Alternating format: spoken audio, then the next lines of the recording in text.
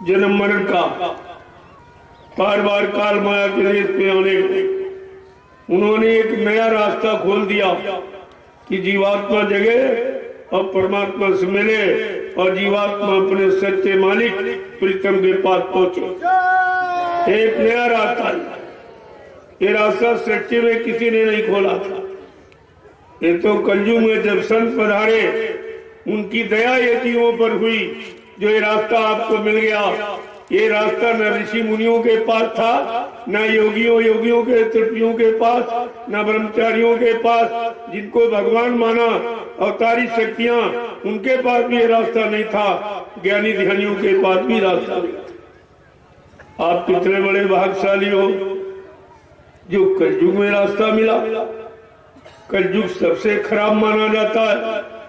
सतयुग, त्रेता, द्वापर अच्छे युग थे, अच्छी उम्र वाले, अच्छी मन की ताकत वाले, अच्छे नियम से आपका त्याग बैराग वाले, अच्छा खान पान करने वाले, अच्छी संग सोबत करने वाले, अच्छे कर्म करने वाले। लेकिन जीवात्मा को जगाने वाले संत महापुरुष नहीं आए थे। वो कलयुग में आए, वो गंदे जीवों को की गंदगी उठाने के लिए, जिनका कोई सहारा नहीं, जिनका कोई आधार नहीं, जिनका कोई रखवाला नहीं, जिनको कोई रास्ता बताने वाला, कोई चलाने वाला नहीं, जिनको बल पूर्ण शक्ति ताकत देकर खड़ा करने वाला या कोई नहीं था। अब ये संत महापुरुष आते, इसलिए महापुरुषों ने कहा गिरी बदरिया पाप की बरस रहे अंगार और संत रहने वाले जगत में तो जर मरता संसार।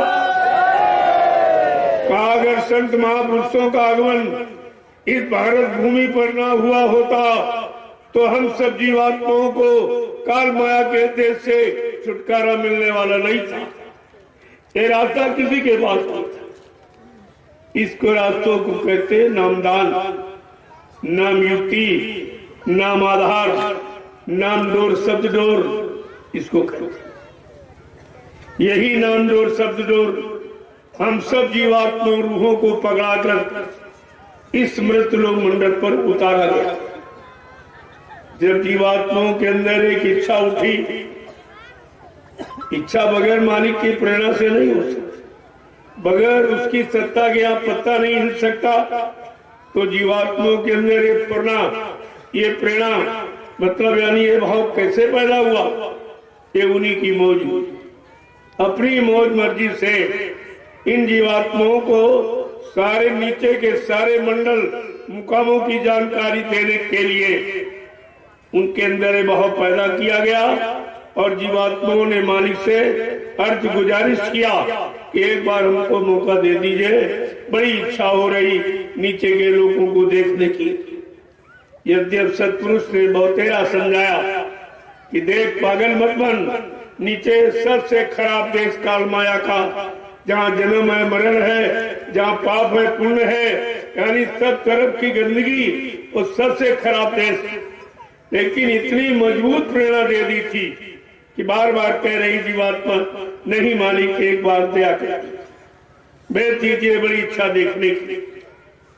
सतपुरुष ने कहा अगर तुम्हारे अंदर ऐसी इच्छा है तो जाओ, लेकिन ये नाम डोर शब्द डोर पकड़ो। यही नामदान था। ये आधार है जीवात्मा का। बगैर नाम के आधार के जीवात्मा न यहाँ रह सकती, न यहाँ से चल फिर सकती। ये नाम डोर शब्द डोर पकड़ा के कहा कि जाओ। ध्यान रखना, ये नाम डोर शब्द डोर छोड़ना मत। कोई कितना बहकावे भरमावे लोभ लालच दे, लेकिन तुम इस नाम डोर शब्द डोर को मत छोड़ना।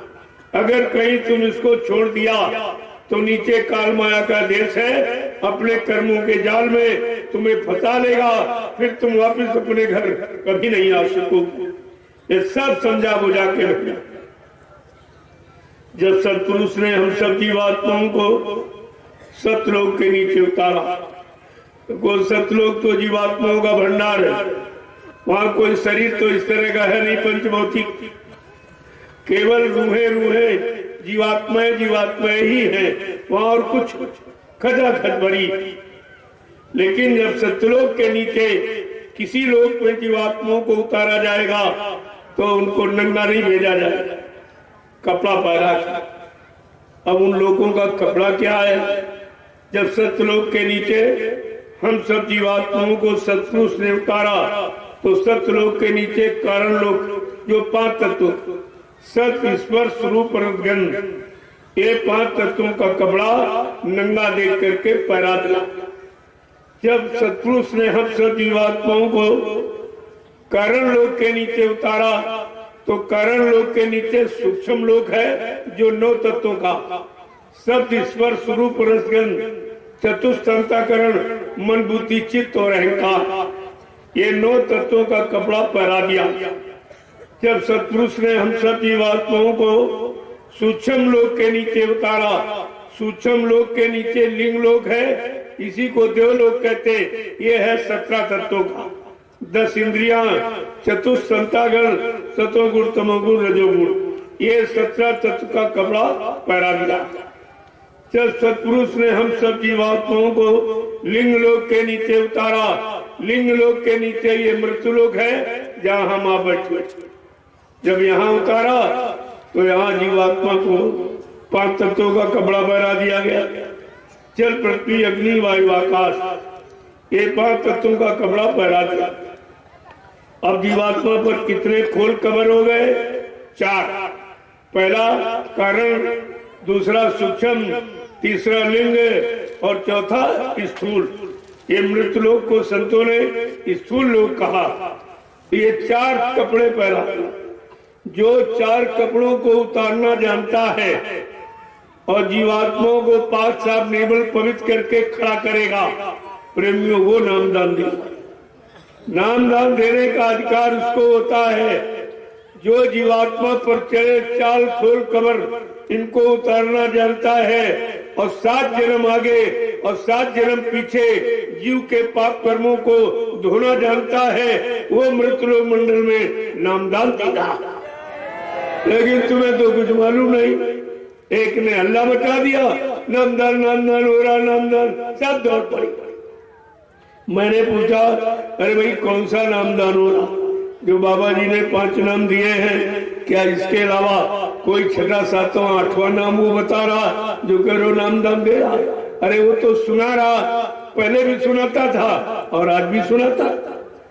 10 साल के बच्चे ने अगर बाबा जी से नामदान सुना तो वो भी सुना दिया, लेकिन क्या वो सुनाने वाला बच्चा कुछ दे सकता? प्रेमियों, तुम देने वाला और सुनाने वाले में अंतर ही नहीं जानते हो, क्योंकि तुम्हारे पास गुरु के वचन नहीं है, गुरु का सत्संग नहीं है, गुरु के वादे संकल्प प्रतिज्ञा जो परिवर्तन के लिए की वो तुम्हारे पास कुछ नहीं, सब भुला दिया। अब भुला करके आज झगड़े झंझट में फंस गए हो। क्या मिला आपको? इतने दिन मथुरा जाते रहे हो, क्या मिला? मैं ये आपसे बोलता हूँ, तुम मथुरा जाते थे गुरु भक्ति करने गए थे कि चेला भक्ति करने गए थे? जोर से बोलो। तुम गुरु भक्ति करने गए थे कि चेला भक्ति करने गए? और कर क्या रहे? गुरु को तो भूल गए। भूल ही नहीं, ये भी कह रहे, प्रचार कर रहे कि बाबा जी मर के चले गए। तो इसका मतलब नामदान लेना झूठा, झूठे गुरु थे, झूठा नाम दिया, दान दिया, झूठा वादा किया है। ये आपको तो सोचना चाहिए कि अगर देने वाला चला गया तो फिर हमको हमारा काम कौन करेगा? जीवात्मा जगाने वाला चला गया, परमात्मा से मिलाने वाला चला गया, तो फिर हमारी जीवात्मा को कौन जगाएगा, कौन परमात्मा से मिलाएगा? ये कभी तुमने बुद्धि में विचार किया? क्योंकि तुम्हारे पास गुरु के वचन नहीं, तुमने गुरु भक्ति नहीं की, चेला भक्ति, तभी तुम फंस गए हो। तो ये 5 ऋषि पूज्य पाद बाबा दादा गुरु जी महाराज का ये पावन पवित्र भंडारा, उनके निज धाम जाने का, इस पर 2 महापुरुषों की दया होगी। इस कार्यक्रम में आने का लाभ 2 महापुरुषों की दया, ये दोनों आपके सामने, 2 महापुरुषों की दया मिलेगी आपको। इतना बड़ा कार्यक्रम, इतना विशाल, ये भंडारा खीर पूरी का नहीं है। जो भंडार लेकर महापुरुष जीवात्माओं की रक्षा का, हिफाजत का आए, वो नाम का भंडार है। उसी नाम से जीवात्माओं को जगाएंगे और नाम बेड़ा लगाकर भवसागर से निकालकर निधाम पहुंचाएंगे। ये उनका काम है, ये और किसी का काम नहीं है। और ये काम तुम्हारा कोई कर नहीं सकता। जिस समर्थ मालिक को छोड़कर जहां आप गए हो, उनसे पूछो कि बाबा जी ने तो कहा था कलयुग को भगाऊंगा, सतयुग को लाऊंगा, क्या तुम लोग ये काम कर सकते हो? बाबा जी ने नाम दान दिया, तब ये वादा किया कि मैं तुम्हारी जीवात्मा को जगाकर परमात्मा से मिलाऊंगा। जब तक तुम्हारी जीवात्मा को घर नहीं पहुंचा लूंगा, मैं मानव शरीर को छोड़ के जाने वाला नहीं हूँ। ये आप पूछिए, क्या गुरु महाराज झूठ कहते थे?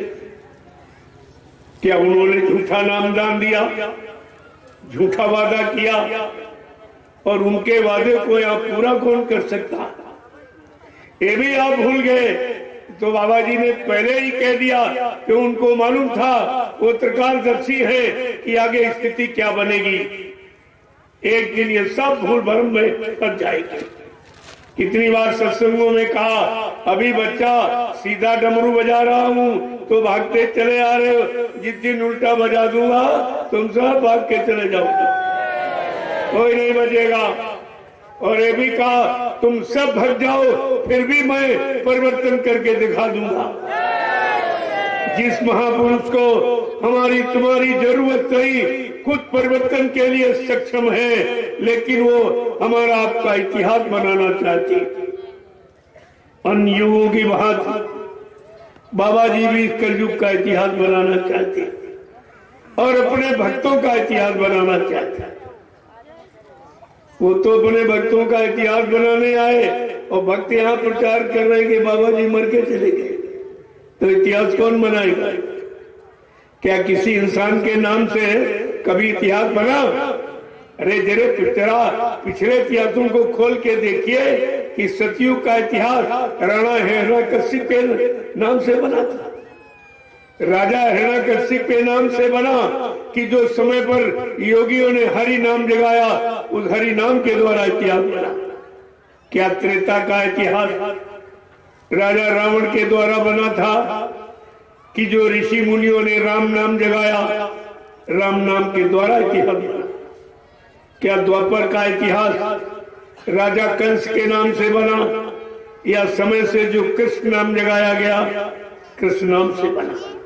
इतिहास तुम्हारा बता रहा है, जगाए नाम के द्वारा इतिहास बनता, जगाए नाम के द्वारा परिवर्तन होता, जगाए नाम पर जीवात्मा को बैठाल कर भवसागर पार करके घर पहुंचाया जा सकता है। ये सब भूल गए, तुम्हें तो कुछ याद ही नहीं है। एक भी सत्संग का वचन अगर आपको याद होता तो आज ये गुरु परिवार में ये शंका के बादल नहीं छाए होते। जो आप सब शंका में चले, कोई नहीं टिका। 45 करोड़ जीवों को नाम दान दिया गया मथुरा में और एक भी नहीं टिका, एक भी गुरु के पास नहीं ठहरा, तो गुरु भक्तों कोई निकला नहीं। यही प्रेमियों परीक्षा था कि देखे इसमें गुरु भक्त कितने और चेला भक्त कितने, गुरु भक्ति करने वाले कितने, चेला भक्ति करने वाले कितने, गुरु के पास रहने वाले कितने और चेलों के पास भाग जाने वाले कितने। ये सब जानकारी तुम्हारे सामने हो रही। और आप अपने आप को देखो कि तुम कहाँ खड़े हो। तुम गुरु के पास खड़े हो कि चेलों के? और वो चेले जिन्होंने गुरु को गुरु नहीं माना, गुरु को धोखा दिया, तो यार तुम्हें धोखा देने में उसको कौन सी शर्म लगेगी? उसे कौन सी शर्म लगेगी जितने गुरु को धोखा दे दिया? वो तुम्हारा कभी नहीं हो सकता। यही आपको विचार करना चाहिए था। और इसीलिए गुरबाणी कहती है कि गुरु से कपट और संगत से चोरी और की हो निर्धन, की हो कोढ़ी, ये कानून है कुदरत का। और कानून चल रहा है। मथुरा में बिल्कुल सफाया हो गया।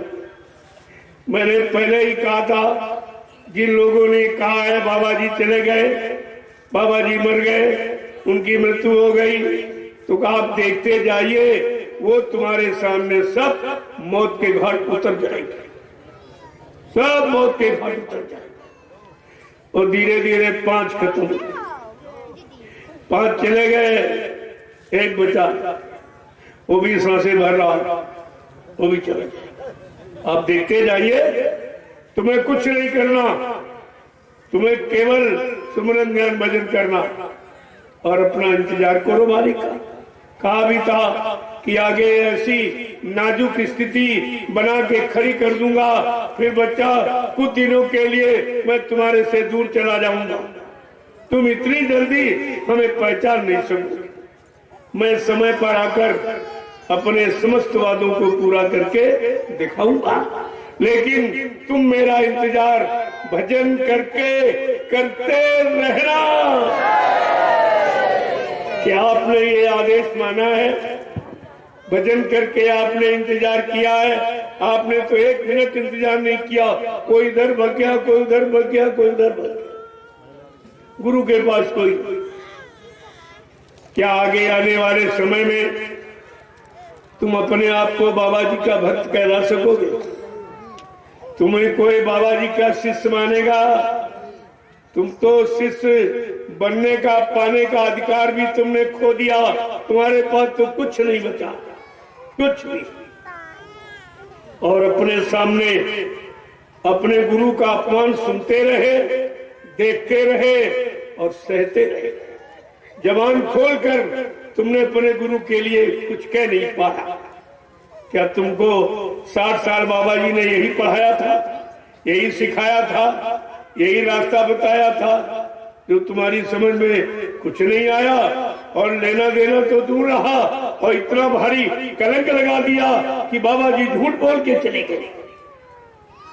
बाबा जी ने तो वादा किया था, शरीर से वादा किया। क्या कहा? मैं परिवर्तन करने आया हूँ, परिवर्तन करके ही जाऊंगा। कोई माई का लाल हमें इस परिवर्तन से न रोक सकता है, न मेरा काम कोई कर सकता है। फिर प्रेमियों, आप कैसे भूल गए? क्या ये वाणी आपकी समझ में नहीं आई? ये चैलेंज जो सारी सृष्टि को किसी ने नहीं किया, बाबा जी ने वो चैलेंज किया कि मेरा परिवर्तन का काम, कलयुग भगाने का, सज्जू लाने का न कोई रोक सकता है, न दूसरा कोई कर सकता है। फिर भी भूल गया।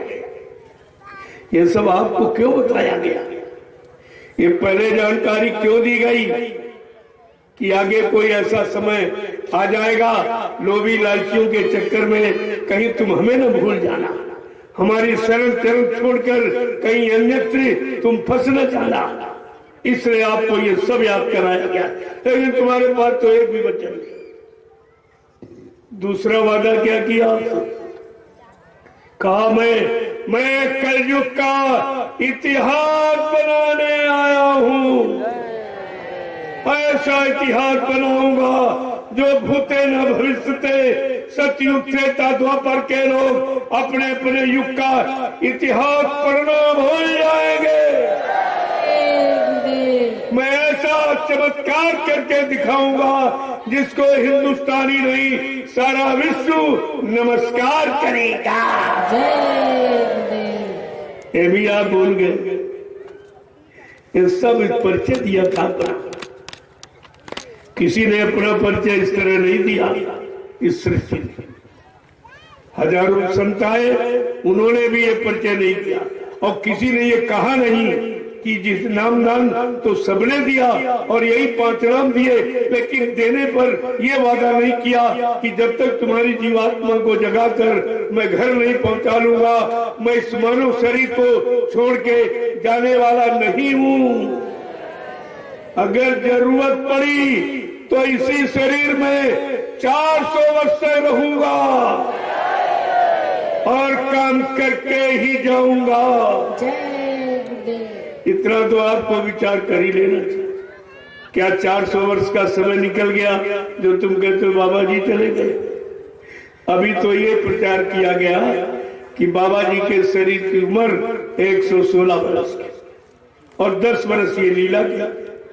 इस समय 126 वर्ष की, 126 वर्ष की उम्र। महात्मा योगी होते हैं, त्यागी होते हैं, वो 10 साल के बन जाएंगे, 100 साल के बन जाएंगे। क्या तुम उन्हें पहचानोगे? उनकी इस शरीर की कोई पहचान नहीं। जब चाहे तब पैसा बना ले जीवों के काम के लिए। जिन्हें काम करना मालूम है वो किसी तरीके से काम आपका कर देगा, लेकिन तुम्हारी समझ में इतनी जल्दी नहीं आएगा। और नहीं आपको आया, सब लोग भ्रमित हो गए।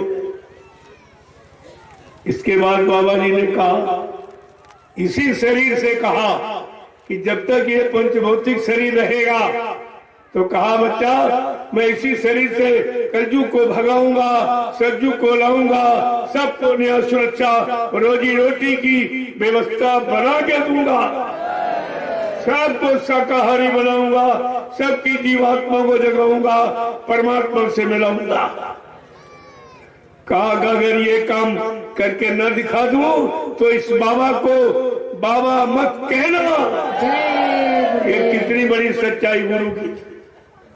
आपके पास अपने गुरु की सच्चाई भी नहीं, जानकारी भी नहीं किसी तरह का कुछ, तो कितना आपने अपने लिए धोखा। ये किसी के लिए नहीं, अपने लिए धोखा किया, अपनी जीवात्मा के लिए धोखा किया, अपने गुरु के लिए धोखा किया। तो तुम्हारा तो अपराध ये क्षमा करने योग्य नहीं। क्षमा मिलना बड़ा मुश्किल है, क्योंकि तुम सब सहयोगी रहे हो। गुरु के अपमान में तुम सब सहयोगी रहे हो। उन्हीं का झोला पकड़े घूम रहे हो, उन्हीं के पीछे पीछे चल रहे हो, जिन्होंने इतना बड़े गुरु का अपमान कर दिया। प्रेमियों, मृत्यु से बढ़कर कोई सजा नहीं, आपने वो भी दे दी गुरु को। अरे जब किसी को बुरा कहना होता है तो यही कहते हैं उसका बाप मर जाए, उसका भाई मर जाए, उसकी पत्नी मर जाए, उसका पति मर जाए। ये तो गाली है, ये तो गाली है। और तुम सबने गुरु को गाली दी और सबने कहा, आप भी कह रहे, उनकी समझ में नहीं आ रहा, कहते गुरु चले गए, अब कभी नहीं आएंगे, ये भी कह रहे। इसका मतलब तुम्हारी जीवात्मा का काम कभी नहीं होगा, वो तो ये कह रहे और तुम उन्हीं के पीछे दौड़ रहे हो, जो तुम्हारी जीवात्मा के कल्याण में बाधक है, तुम्हारे सारे कामों, सारी मुक्ति पाने में बाधक। तुम आज उसी का झोला पकड़े घूम रहे हो, उसी के पीछे पीछे उसी का गीत गा रहे हो, उसी की झूठ बोलने को सच का सच्चा मान रहे हो। ये तुम कर क्या रहे हो? प्रेमियों, जो सजा चोर को वही चोर के साथ चलने वाली, तुम्हारी भी सजा वही है। तुम सबने उसमें भागीदार रहे हो और अब भी रहे हो और अब भी कर रहे हो। तुम्हारी समझ में नहीं आ रहा। यहाँ किसी को मुर्दा कहा गया। मैंने लोगों से पूछा कि भाई ये बताओ कि मुर्दा कहना अच्छा है कि जिंदा कहना अच्छा है? जिंदा। कहने जिंदा, तुमको फिर मुर्दा क्यों कहना? जो चले गए उनको भी नहीं मुर्दा कहा जा रहा। उनकी तिथियों पर जिंदाबाद के नारे लगते जो चले गए उनकी, और जो हैं उनके लिए मुर्दाबाद कहा जा रहा। क्या इससे बड़ा और कोई अपराध हो सकता? जितने चले गए, चाहे गांधी हो, चाहे मतलब कोई हो, और सबके नाम और सबको जिंदाबाद ही कहा जाता, किसी को मुर्दाबाद नहीं, जबकि जानते हो उनके बारे में, उनको वाली बात परिचित हो, तब उनको नहीं कोई मुर्दा कह रहा। लेकिन आज समर्थ मालिक जो सबके कल्याण के लिए, जीवात्माओं के उद्धार के लिए और देश और समाज और सृष्टि के सुधार के लिए आया, और उसके लिए क्या कह रहे हैं? इसलिए ये अपराध क्षमा करनी होगा। ये सबसे बड़ा आपका अपराध है। मैं उस अपराध से आपको मुक्त कराने आया हूं। इसीलिए आपको रास्ता दे रहा हूं, वो वचन सुनाता हूं, जिससे जो जो का आपने सोचा और किया वो अपराध आपका माफ हो जाए। अगर अब भी आप नहीं चेते तो तुम जानो तुम्हारा काम क्या है। फिर सृष्टि में ये नहीं कोई कह सकता कि हमको किसी ने बताया नहीं। मैं 10 वर्षों से लगातार पूरे हिंदुस्तान में राष्ट्रीय मंच लगाकर मैं ये सारा संदेश लोगों के कान तक पहुंचा रहा हूं कि बाबा जी के वचनों का। और मेरा आधार है, जब मैंने 28 मई 2012 को ये अभियान जारी किया हिंदुस्तान में, उस समय मेरे साथ एक भी आदमी नहीं था, कोई जुड़ने को तैयार नहीं था, सब डरते थे, कहते अरे ये तो अकेले हैं और वो 2 हैं, उनके पास पूरी संगत है और पूरा पैसा है और उनके पास मथुरा की पूरी जमीन और आश्रम है और प्रशासन है और इनके पास कुछ नहीं। मैंने कहा बिल्कुल सही कह रहे हैं, लेकिन जो मेरे पास है वो उनके पास है। कल तुम्हारे पास क्या? हमने कहा मेरे पास मेरा गुरु है और उनका गुरु मर गया है। मेरे पास मेरा गुरु और उनका गुरु मर गया, और गुरु बल से ही काम होता है, चाहे त्रेता का हो चाहे द्वापर का। बगैर गुरु के कुछ नहीं होता, और उनका गुरु मर गया, लिहाजा न उनका काम होना और उनके साथ जो है उनका भी काम नहीं होना। ये बात आपको समझनी चाहिए। ने कहा मेरे पास और तो कुछ नहीं, लेकिन गुरु बल है, गुरु का बल है, गुरु की शक्ति है, गुरु की ताकत है, और उसी ताकत से आप देख लिए एक भी व्यक्ति नहीं था, आज करोड़ों लोग, आज तो करोड़ों लोग। अब वो बात बहुत पीछे निकल गई, उसके बारे में अब सोचना भी ठीक नहीं है कि कुछ नहीं होगा। अरे अब वही होगा जो किया जा रहा है, इसलिए मेरी अब नकल भी कोई नहीं कर सकता। ये सब हार गए देख करके। मैं अपने रास्ते पर चलता रहा, हाथी की तरह धीरे धीरे धीरे, कुत्ते भौंकते रहे लेकिन मैं चलता रहा। मैं चलते चलते आज वो मंजिल आपके सामने तैयार है, आप सब लोग उसके भागीदार हैं, आप सबको उसका लाभ मिलने वाला है। अब तो लोगों को पछतावा होगा। अभी क्या इस रांची में बोल करके जाऊंगा, इस पर लोग विचार करेंगे। जो मैंने अभी शोभा यात्रा कल आपको दिखाई, ये काम कोई नहीं कर सकता, कि किसी के बस का नहीं कि इतने आदमी रात में रोड पर चला दे पैदल। जिसने कभी पैदल चलना जाना नहीं, वो आज 15-15, 16-16 किलोमीटर, ये महिलाएं जो घर से नहीं निकलती रही हैं, ये अपने सिर पर कलश रखकर कल 18 किलोमीटर चली। इसे पूछे तुम्हें कोई थकान कहती कुछ महसूस नहीं हुआ? सब लोग कहते चले और कहते आगे। इसको कहते दया, ये दया काम करती है। जब ये काम हो गया तो कौन सा ऐसा काम नहीं जो दया से नहीं होगा, लेकिन दया होनी चाहिए। दया नहीं तो कुछ। इसलिए पूरे हिंदुस्तान में मैं पूरे विश्व की बात करता हूँ, जिनके पास झंडा है, कोई इस तरह मेरे तरफ से ये झंडा गाड़ कर ये नहीं प्रतिज्ञा करा सकता कि ये झंडे की परिक्रमा करने से भूत प्रेत उतर जाते हैं, बीमारी चली जाती है। ये कोई भी झंडा गाड़ कर ये काम करके नहीं दिखा सकता, इसलिए मेरी नकल नहीं कर सकता। मैं जो प्रसाद देता हूँ, और जब से सृष्टि बनी है, तीनों युगों की चर्चा करो, आप इतिहास पढ़ो, लेकिन प्रसाद किसी ने नहीं बांटा कभी। तुम मथुरा जाते थे, प्रसाद बढ़ता था रोज, वहां भी नहीं बढ़ता। वो तो कभी प्रसाद क्यों बढ़ रहा है कि अब समस्या बढ़कर, जब बीमारी बढ़ जाती है तो डॉक्टर दवा का डोज बढ़ा देता, समय भी बढ़ा देता कि जल्दी जल्दी दवा देना। आज ये डोज जो बढ़ाया गया है प्रसाद का, वो इसीलिए कि आगे भारी मुसीबत आने वाली, बड़ी बड़ी बीमारियां जिनकी कोई आंख कल्पना कर नहीं सकता, डॉक्टर सोच भी नहीं सकता, लेकिन उनको ये नहीं मालूम बीमारी कहां से आ रही, क्यों आ रही, बीमारी आने का कारण क्या है? जब तक प्रेमियों कारण नहीं तब तक निवारण नहीं होगा। कितना भी तुम कुछ कर डालो, कितने वैद्य डॉक्टर हकीम बना डालो, कितने आप मतलब हॉस्पिटल खोल डालो, कितने दवाखाने चला दो, लेकिन बीमारी 1000 गुना आगे बैठी है, इसे कोई रोक नहीं सकता। क्योंकि जब तक बीमारी का कारण नहीं यानी खत्म किया जाएगा, निवारण नहीं हो सकता। ये विचार करना चाहिए। और बाबा जी ने पहले ही आपको सन 80 से बराबर बताते चले आ रहे हैं, बड़ी बड़ी बीमारियां होंगी, एक की दवा 100 में न मिलेगी, लाशें सड़े पड़ेंगी घर घर में, उठाने वाले मिले न यार, जमाना बदलेगा। सब आपको सुना बताया जा चुका, लेकिन तुम्हारी अकल में कुछ नहीं, तभी तो तुम परेशान।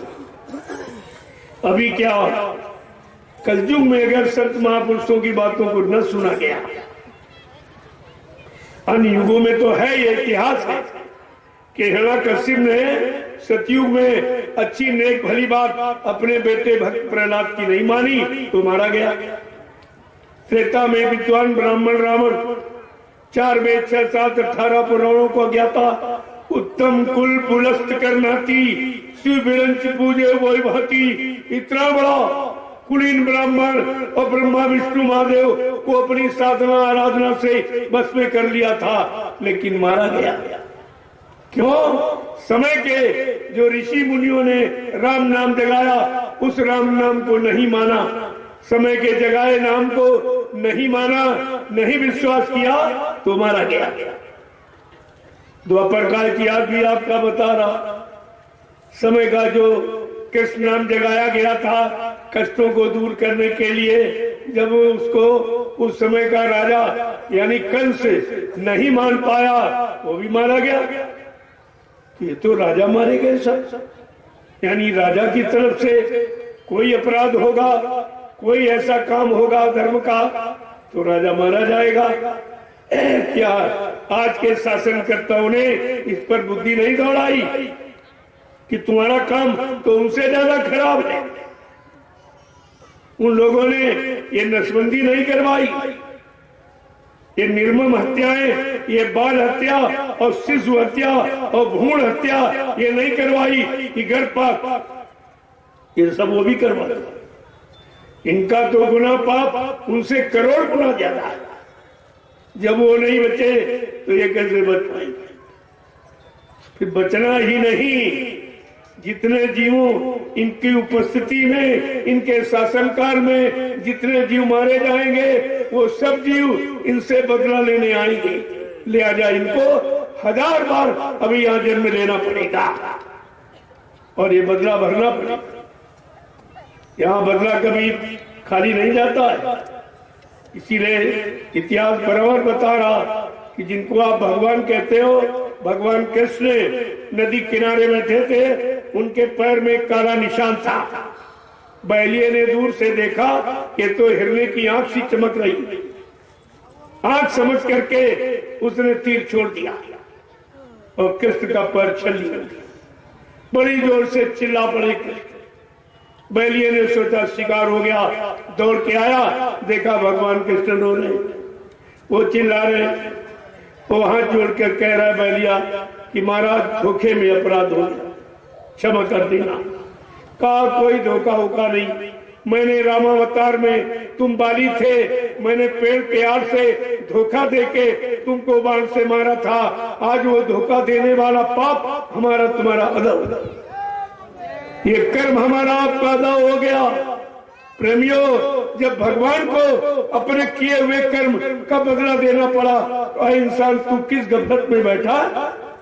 रात दिन हिंसाएं कर रहा, हत्याएं कर रहा, मारकाट लूटपाट यानी छल कपट बेईमानी और व्यभिचार कुचार कर रहा। अरे तुझे क्या इतिहास नहीं याद आ रहा? एक अपराध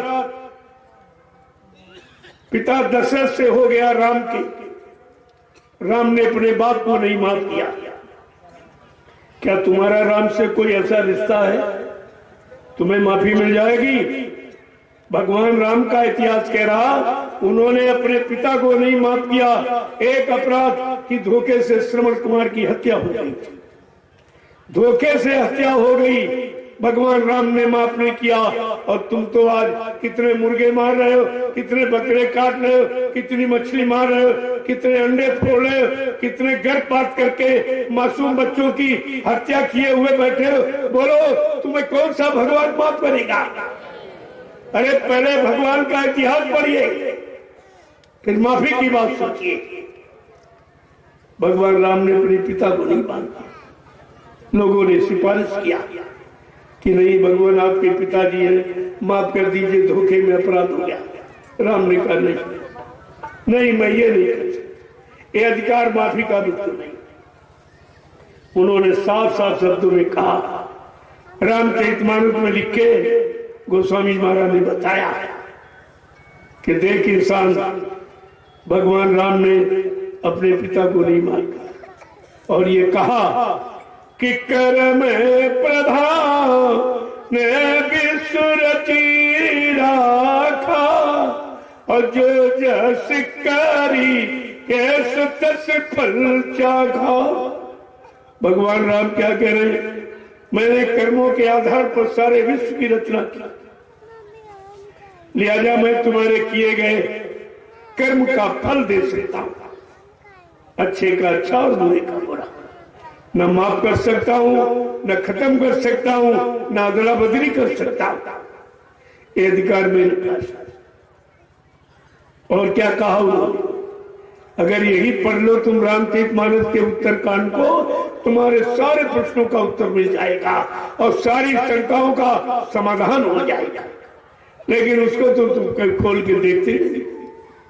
जो तुम्हारी चीज है, तुम्हारे मतलब की है, तुम्हारे लाभ की है, तुम्हारे परमार्थ की है, उसको तुम खोल के नहीं देखते। भगवान राम ने और समझा के कहा कि काल ने मैं तिन कर भ्राता और सुबह आंसू मैं कर्म फल दाता। क्या कहा? मैं महाकाल के हुक्म से इस काल नगरी में आया हूं। ऐ काल की नगरी में रहने वाले जीव, तुम मेरी पूजा करते हो इसलिए तुम मेरे भाई हो। लेकिन भाइयों, मैं तुम्हारा ये काम नहीं कर सकता, तुम्हारे किसी पाप को माफ नहीं कर सकता और किसी अपराध को खत्म नहीं कर सकता और किसी की शुभ कर्मों से पाप कर्म की अदला बदली नहीं होती। नहीं, ये काम मेरा नहीं। ये काम कलयुग में संत महापुरुष करेंगे। उन्होंने साफ साफ कहा। कौन करेंगे? कहते संत लेख पर मेख मारे, मेटे अंक कुंग हाल के, जो ब्रह्मा ने कलम चला दी हमारे आपके पाप उन कर्मों का लाभ और यानी हानि देने की का संत महापुरुष परमार्थी सेवा करा करके तुमको तुम्हारा वो कर्म काट सकते, उनको माफ करने का अधिकार है। बाकी सृष्टि में कर्मों की सजा काटने का, माफ करने का अधिकार किसी को नहीं। और आपको तो समृद्ध मानी मिले थे, कुछ नहीं करा पाए, न एक पाप कर्म की माफी करा पाए, न जीवात्मा को जगा पाए, न परमात्मा से मिला पाए, न घर पहुंचा पाए, काम कुछ नहीं करा पाए। और जो काम करने आया उसी को कह रहे मर के चला गया। तो फिर ये काम कौन करेगा? ये भी पूछो, ये काम कौन करेगा? क्योंकि ये दोनों प्रचार कर रहे हैं। एक मथुरा वाला ड्राइवर कह रहा बाबा जी हमको वसीयत कर गए, और उज्जैन वाला कह रहा कि बाबा जी हमको नाम पावर दे गए। क्या दो ही चेला हिंदुस्तान का? अरे तुम ये भूल गए हो कि बाबा जी छोटा बड़ा कोई भी आदेश अपना राष्ट्रीय मंच और राष्ट्रीय कार्यक्रम मथुरा में देते थे। आप सच बोलना बाल बच्चेदार हो, क्या मथुरा में राष्ट्रीय मंच से बाबा जी के मुंह से आपने ये सुना है कि मैं इनको वसीयत कर रहा हूँ या इसको नाम पावर दे रहा हूँ? जोर से बोलो। फिर आप कैसे मानिए? तुम बाबा जी की सुनने गए थे कि चेलों की सुनने गए थे? बाबा जी की मानने गए थे कि चेलों की मानने गए थे? तुमने किया क्या है? क्या ये तुम्हारा अपराध क्षमा करने योग्य है? कुछ नहीं समझ पाए, तुम्हारी समझ में एक भी बात नहीं आई और कितना बारी अपराध कर बैठे। मैंने लोगों से पूछा, जो पढ़े लिखे लोग हैं, भाई तुम्हारी पढ़ाई लिखाई किस काम आएगी? किसी ट्रस्ट का, संस्था का, संघ का, समिति का, संगठन का कोई रूल रेगुलेशन यानी नियम सिद्धांत कानून आप पढ़ के देखिए कि ड्राइवर संस्था का व्यक्ति हुआ ना जाता।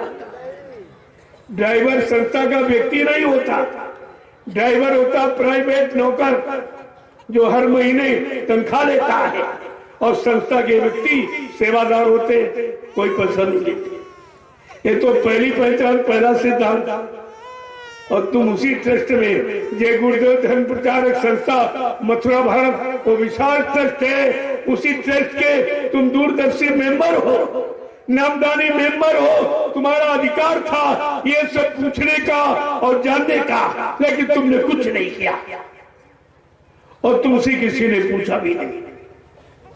जब इन लोगों ने प्रचार किया कि बाबा जी खत्म हो गए, तुमने कहा अरे भाई कोई प्रमाण दो, ऐसे कैसे मान लिया जाए तुम्हारा? कोई प्रमाण दीजिए, कोई प्रमाण दीजिए। आप आज तक कोई प्रमाण प्रस्तुत नहीं कर पाए, आज तक, क्योंकि इनके पास कोई प्रमाण नहीं है।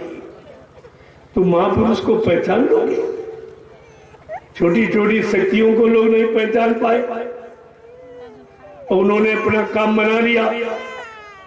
एक छोटा सा दूत राम का, राम ने आदेश दिया जाओ लंका राक्षसों की नगरी है, मेरा शाकाहार का और धर्म का, मानवता इंसानियत का संदेश दे के आ जाओ।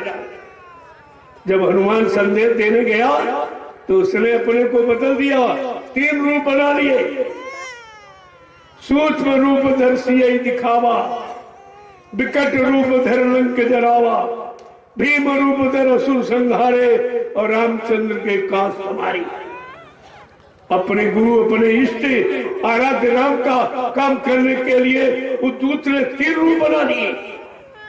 प्रेमियों, काल की शक्ति एक छोटी सी, वो 3 रूप बना लिए। आज दयाल की शक्तियां कितनी घूम रही जो परिवर्तन के लिए आई है, क्या वो कोई रूप नहीं बना सकती? क्या वो रूप बना के काम नहीं कर सकती? क्या रूप बना के अपने मालिक का संदेश देकर उनकी महिमा, गौरव, गरिमा इंसानों के कान तक नहीं पहुंचा सकती? आपको इस पर विचार करना चाहिए। तुम पिछला इतिहास भूल गए, उस काल शक्तियों के इतिहास को अगर समझ लेते, आज समर्थ दयाल की शक्ति का इतिहास तुम्हारी समझ में आ जाता। इसीलिए सब भ्रमित हो गए, तुम्हारी समझ में कुछ नहीं है। तो मैंने लोगों से पूछा, तो ये बताओ कि ड्राइवर संस्था का व्यक्ति होता, ड्राइवर प्राइवेट नौकर होता जिसको हर महीने तनख्वाह दी जाती। ऐसे तो बाबा जी की गाड़ी हजारों लोगों ने चलाई, सब कहे हमने चलाई, हमने चलाई, हमने, तो इसी में झगड़ा हो जाएगा। और बाबा जी ने अपना उत्तराधिकारी इसीलिए पहले घोषित कर दिया था और तुम भूल गए। कहा था मेरी सर्जिकल व्यवस्था का संचालन कौन करेगा, उत्तराधिकारी कौन बनेगा? महाबली एक शासक होगा और धर्म मुकुट सिर पर धारेगा और धरा से देगा, पाप हटाए, जय गुरुदेव की वाणी, ये कहा था। और तुम सब भूल गए। एक ड्राइवर ने कह दिया हमको और बट से आपने मान लिया। वो भी ड्राइवर 2.5-3 बरस की गाड़ी चला, वो सर्वा हो गया। तुम क्या करते रहे? टाट बोरा पहनने वालों, तुमको शर्मानी चाहिए। चिल्लू भर पानी में डूब मरने की बात है। तुमने 30-32 साल टाट बोरा पहना, इतनी तो वो ड्राइवर की उम्र भी नहीं है जिसका तुम झोला पकड़े घूम रहे हो, जिसके तुम पीछे पीछे चल रहे हो, उतनी तो उसकी उम्र भी नहीं है। ये भी नहीं देखा उम्र का भी तकाजा होता। घर का माली मुखिया बड़े को बनाया जाता, जिसको कुछ अनुभव हो परिवार का, परिवार चलाने का, उसको जिम्मेदारी सौंपी जाती है। ये सीए ड्राइवर गाड़ी चलाना जानता कि संगत चलाना जानता, कैसे आपने पकड़ा दिया और तुमने मान भी लिया। संस्था जब बनी, ट्रस्ट बना हुआ है, ट्रस्ट के अध्यक्ष बाबा जी ये कहते हैं अध्यक्ष खत्म हो गए तो अध्यक्ष के बाद ये दुनिया जानती है कि उपाध्यक्ष का नंबर होता, उपाध्यक्ष का नंबर होता, वो अधिकारी होता और उपाध्यक्ष बैठा, उससे पूछा भी नहीं गया। ट्रस्ट के किसी व्यक्ति से नहीं पूछा, न किसी मेंबर, और आपसे भी नहीं पूछा गया। आप भी उसी जय गुरुदेव धर्म प्रचारक संस्था मथुरा भारत, उसी के आप भी मेंबर हो क्या? तुम सच बताना, किसी भी हिंदुस्तान के मेंबर से पूछा गया कि अध्यक्ष किसको बनाया जाए? तुमको भी नहीं पूछा गया और तुम्हें भी कुछ जानकारी नहीं, तुम कुछ जानते ही नहीं, इसीलिए फंस गए।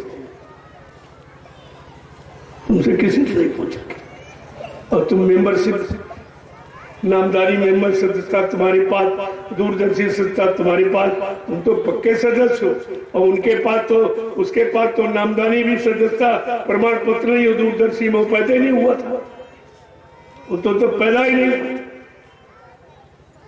और उसके पीछे को ये भी इनको शर्म आती है कि हम यह अपना सम्मान है कि ये मतलब यानी उसका सम्मान कर रहे हैं कि तुम्हारी कोई मर्यादा, कि उसकी कोई मर्यादा, कि गुरु कोई मर्यादा, कुछ नहीं। तो तुमने वो काम किया। अरे गुरु की गद्दी पर कौन बैठाया जाता? गुरु का समकक्षी, गुरु के समान जीवात्मा जगाने वाला, परमात्मा से मिलाने वाला, पाप कर्मों की सजा मिटाने वाला, ऐसे को गुरु बनाया जाता है। आज भी तुम्हारे यहाँ इतिहास है कि गुरु ग्रंथ साहब को रखा गया, सिखों ने किसी इंसान को गुरु बनने नहीं दिया। आज भी गुरु नानक देव की गद्दी खाली पड़ी, किसी को नहीं बैठने दिया। नहीं, ये गद्दी इंसान की नहीं है, ये है भगवान के, भगवान की, जो जीवात्मा को जगा के भगवान से मिलाता है, उसकी ये गद्दी। आपने नहीं बैठने दिया और तुमने क्या किया? एक ड्राइवर जो शाकाहारी भी नहीं, नामदानी भी नहीं, संस्था का मेंबर भी नहीं, कभी 2 पैसे सेवा न दी है, न एक जलिया कभी मिट्टी मथुरा में उठा लिया, आपने अध्यक्ष बना दिया। ये क्या किया? ये गुरु का अपमान नहीं है, गुरु की बराबरी। अरे यहाँ भी नियम है, अगर 4 पहिए की गाड़ी कोई ड्राइवर चलाता है वो भी मर्यादा रखता कि मालिक की सीट पर नहीं बैठता, ऐसे गुनहगार को बैठा दिया। सिर्फ तुम्हें भी नहीं मालूम कि इस महान संस्था का महान पद एक शराबी को दे दिया।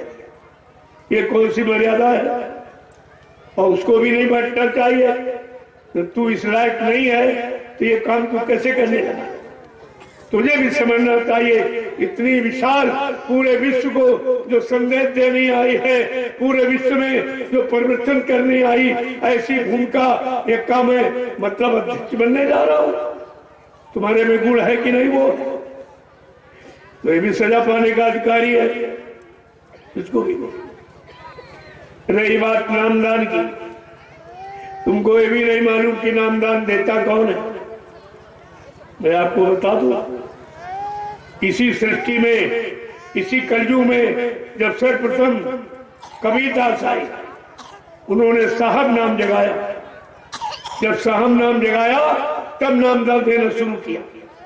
शिवदयाल सिंह महाराज ने राधा स्वामी नाम जगाया, तब जीवों को नामदान देना शुरू किया। और गुरु नानक देव जी महाराज ने वाहे गुरु नाम जगाया, तब जीवों को नामदान देना शुरू किया। और बाबा जी ने जब जय गुरुदेव नाम जगाया, तब जीवों को नामदान देना शुरू किया। मैं उज्जैन गया इसको बताने के लिए, लेकिन हमको तो मिला नहीं, काबला माने निकल गया। लेकिन मैं कह के आया था, अरे तू भी कोई नाम जगा ले, जैसा सभी संतों ने जगाया और तब नामदान शुरू किया। तू भी कोई नाम जगा ले और नामदान दे, तेरा भी मान लिया जाए। लेकिन जो संत मत की मर्यादा उसके अनुसार, मनमानी में नहीं, और तुम्हारे पास तो कोई जानकारी आई नहीं। तुम बहुत थोड़े दिनों को नामदारी हो कि बाबा जी ने पहले क्या कहा, क्योंकि बाबा जी संदेश यानी 10 जुलाई 1952 से कहे, और तुम बीच में भर्ती हो गए। ये उज्जैन वाला भी 80 में भर्ती हुआ, इसको भी पता नहीं, इसको भी मालूम नहीं कि बाबा जी ने जय गुरुदेव नाम कब जगाया और किस तारीख में ये प्रथम झंडा गाड़ा गया जय गुरुदेव नाम का, और ये कैसे मनाया गया, इसे भी कुछ नहीं मालूम उसके बारे में। तब ये था ही नहीं चलता। ये ऐसे अनभिज्ञ, ऐसे अज्ञानी, जिनको संस्था का और गुरु की महिमा का और नामदान का कोई प्रभाव, कोई असर, कोई महत्व मालूम ही नहीं है, तो तुमको उसका लाभ कैसे दे देगा? क्योंकि